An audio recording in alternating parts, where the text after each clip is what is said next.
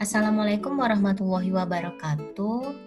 Kali ini saya akan memberikan materi tentang aplikasi Feedback Harvest Control Group terhadap perikanan yang hanya memiliki data hasil tangkapan saja tanpa data effort atau data upaya penangkapan, sehingga tidak mampu menghasilkan nilai catch per unit effort. Kondisi tersebut bisa saja terjadi karena faktor yang pertama misal karena memang tidak ada data effort, atau yang kedua memiliki data effort tapi data tersebut tidak valid. Oke, bagaimana cara mengerjakannya? Maka ini adalah sheet kita, sheet kerja kita. Nah, di sini sudah saya berikan prosedur-prosedurnya ya. Jadi sama dengan yang sebelumnya, saya sarankan untuk menggambar plot graph terhadap jadi di sini adalah data catch terhadap tahun. Nah, grafnya adalah seperti ini. Ini diperoleh dari data catch terhadap tahun.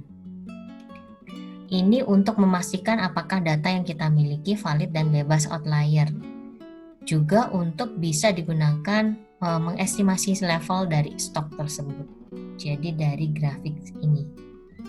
Nah, bagaimana caranya?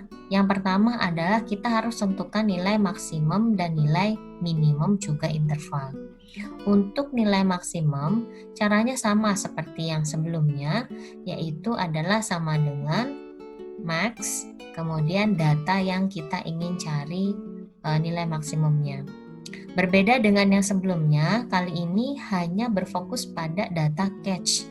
Jadi, data hasil tangkapan dianggap sebagai data yang bisa merepresentasikan kelimpahan stok. Jadi, dalam hal ini, dalam data ini, indeks dari kelimpahan stok kita adalah dari data hasil tangkapan. Seperti itu. Untuk selanjutnya juga untuk data minimum ini caranya juga sama, jadi menggunakan fungsi min sama dengan min kemudian data yang ingin kita cari nilai minimumnya, dalam hal ini adalah data hasil tangkapan. Kemudian interval di sini adalah data maksimum, nilai maksimum dikurangi dengan minimum kemudian dibagi dengan 3. Mengapa 3? Karena untuk penghitungan stok level ini kita ingin tahu kondisi stok kita berada pada apakah high, middle, atau low. Seperti itu.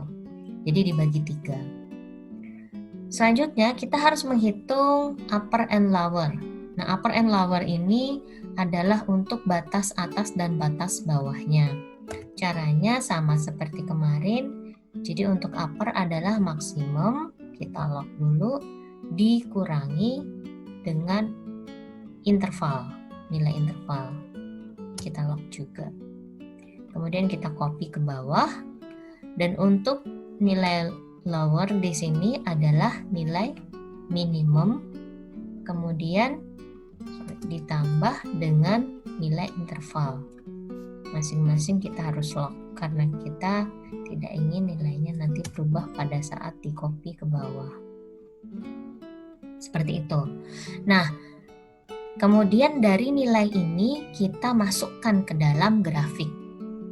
Dari grafik kita bisa tahu bahwa level dari stok kita di sini adalah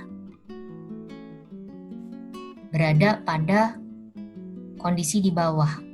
Karena ini pada kondisi di bawah, maka di sini kita harus pakai 0,8 untuk stok level kita.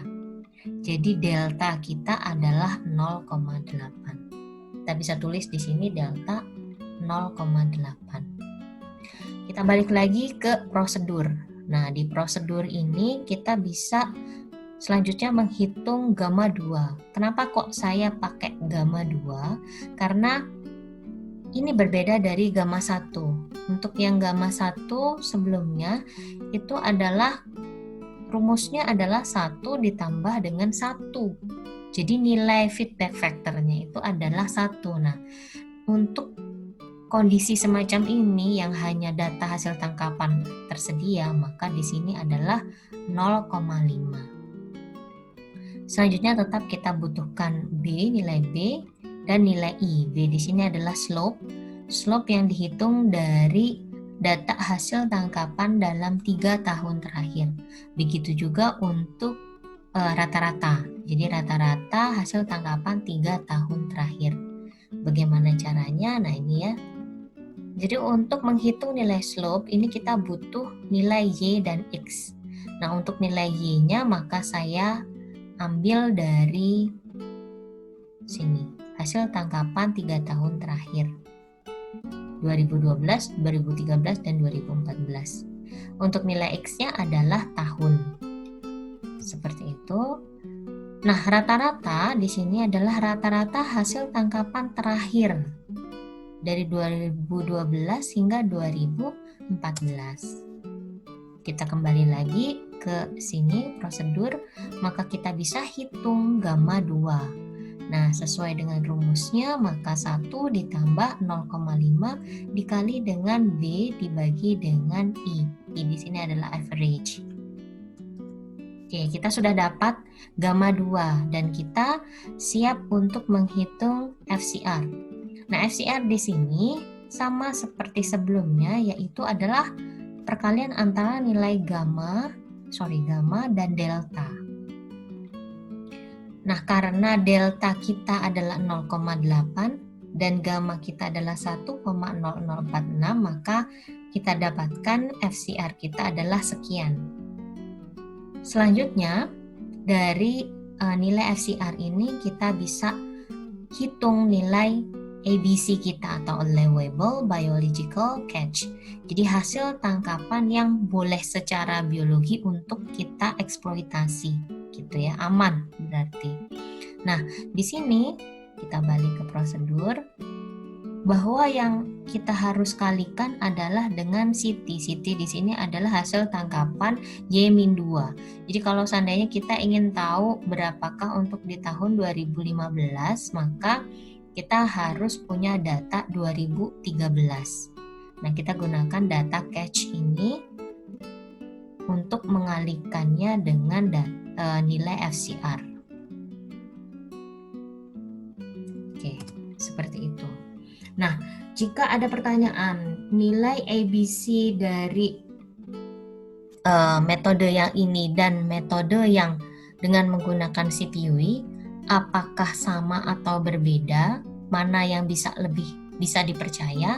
Tentunya yang bisa lebih dipercaya adalah yang menggunakan indeks kelimpahan stok catch per unit effort, karena lebih mampu merepresentasikan kondisi stok yang aktual seperti itu. Sekian yang bisa saya sampaikan, maka terima kasih atas perhatiannya. Jika ada diskusi lebih lanjut, kita bisa diskusikan di Google Classroom kita. Wassalamualaikum warahmatullahi wabarakatuh.